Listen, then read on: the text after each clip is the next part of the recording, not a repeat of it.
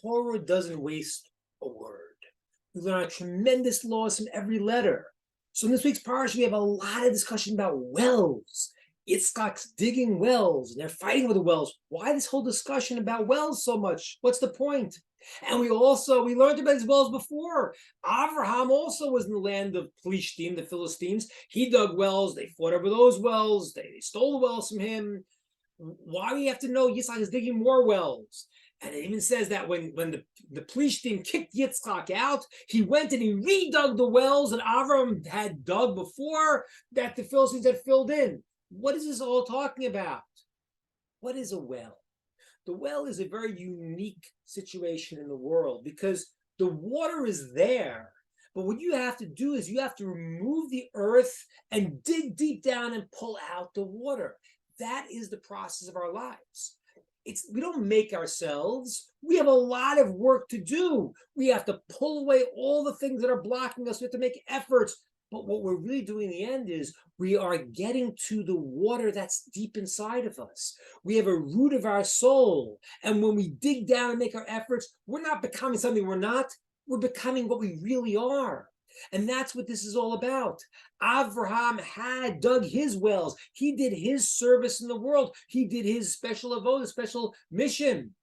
And Yitzchak had to do his. And we know Avraham's mission was chesed, was kindness. He was the great giver. But as Rav Dessler says, if Yitzchak would have taken the same approach, the world would have blown up. Because when you start giving more and more, so negativity or negative people say, yeah, it's okay, there's no problem. Yitzchak had to put the boundaries. And that's what it means that Yitzchak, when they filled in Abraham's approach to life, and they filled in his wells, Yitzchak had to redig the wells, and he called them the same names of his father. It means that he took the job of his father, but he redid it his own way. And after he did that, he dug his own wells. He unclogged the wells of his father's approach, which is the kindness, the giving, and then he dug 3 of his own wells, which was his own unique ability of limitation, gevura, strength, constraint, making sure he did everything right. That was Yitzchak's quality. You know that. Gevura, fear, awe. But it's fascinating because his name is Yitzchak. Laughter. Why is his name laughter if he's all about, oh, I'm so nervous, I'm controlling myself, and I'm limiting myself? It's very deep. And this is why Yitzchak had to redo this job.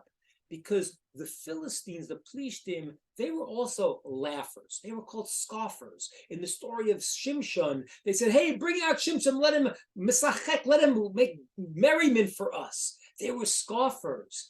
Yitzchak's coming now to his antithesis. It's the Philistines. Their approach is also, they have certain fears in them, but what do? They push them off. They make it a joke. Yitzchak deals with fear in a different way. It's an amazing thing our Tzaddik Cohen says to us. If a person, when we think about our fears, we all have fears. It's natural, it's normal. But when you start being afraid of everything in the world, you become disjointed.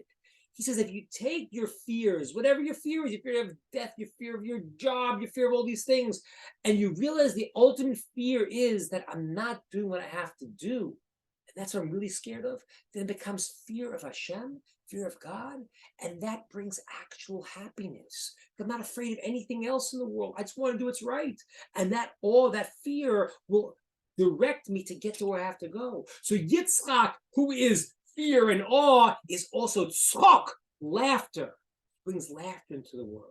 And that was his battle against the Philistines. He was head to head with them. He had to dig his own wells in the face of the Philistines, who were the scoffers of fear, making a joke. So I wanted to think about it. And he was the one who had the true fear and therefore the true laughter.